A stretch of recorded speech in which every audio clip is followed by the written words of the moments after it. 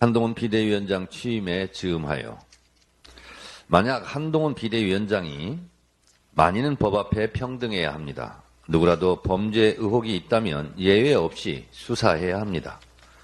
법 앞에 성역은 없습니다. 그게 살아있는 권력 그 누구라도 공정하게 국민이 납득할 수 있도록 법적 절차와 조치를 받아야 합니다. 김건희 여사에 관한 특검이 국민적 관심사고 특검 수용 여론이 높습니다. 김건희 특검은 비켜갈 수 없는 국민의 명령입니다. 제가 누차 언급한 바 있듯이 죄가 있다면 왜 당당하게 수사에 응하지 못합니까?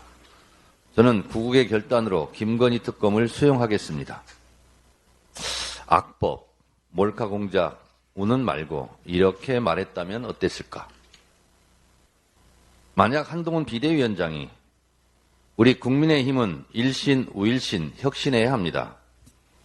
국민의힘의 가장 큰 혁신의 대상은 수직적 조직문화, 창의성과 민주주의를 잊은 상명하복식 정당문화, 국민을 바라보지 않고 오로지 용산 대통령실에 눈치만 보는 기회주의, 출세주의를 과감히 혁파해야 합니다.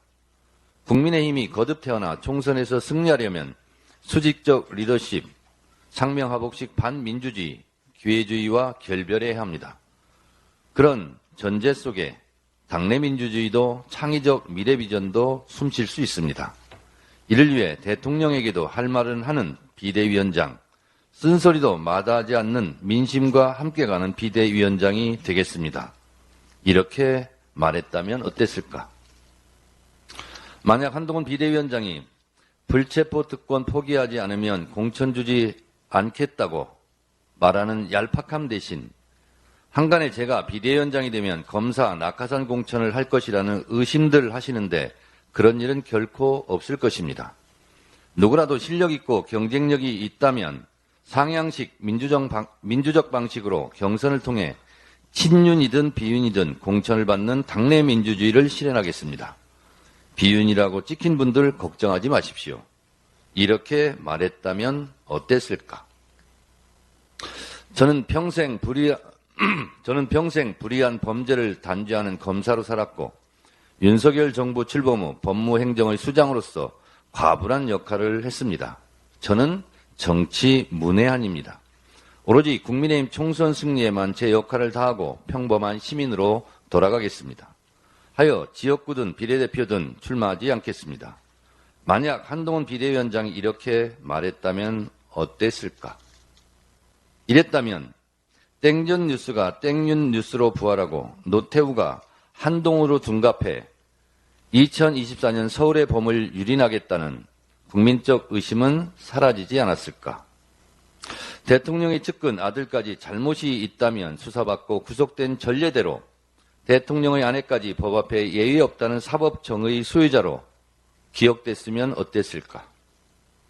절대 권력 대통령에게 할 말은 하고 모두 다 예라고 외칠 때 아니오라고 외친 강단 있는 사람으로 남지 않았을까?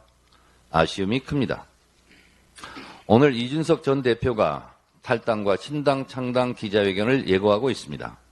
당내 민주적 절차 전당대회에서 선출된 당대표 이준석, 김기현이 무슨 이유인지 몰라도 중도 하차, 연거푸 쫓겨났습니다. 그리고 끝내 선출직 당권이 물러나고 보이지 않는 큰손의 힘에 의해 비대위원장이 점령군 사령관처럼 국민의힘을 접수했습니다.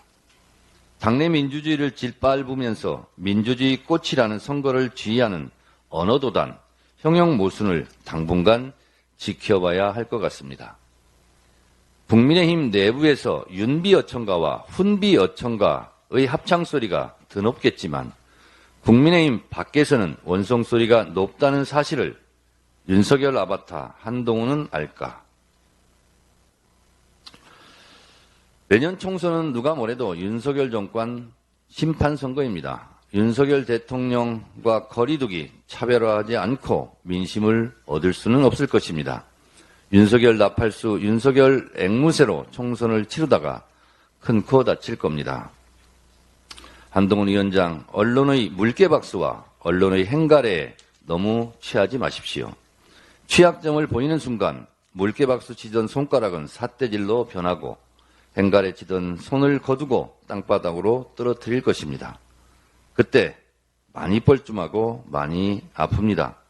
늘 자기 자신을 뒤돌아보고 거울 앞에서 자기 객관화에 충실하시기 바랍니다.